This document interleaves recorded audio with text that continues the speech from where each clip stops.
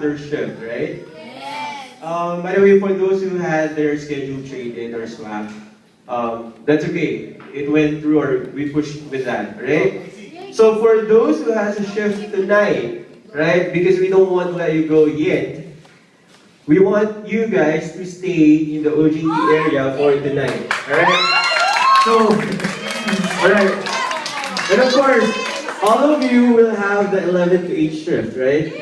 Alright, so we'll be seeing you guys 11 p.m. tonight. We'll have 2 bays available for you guys to use. And of course, we'll still have your resumes supporting. Now, that is up until we finalize your your team assignments. So hopefully we will be able to finish it tonight. Alright? So again, first of all, thank you for staying in OJT and thank you for finishing the whole 15 days. And of course, first of all, thank you, Esme.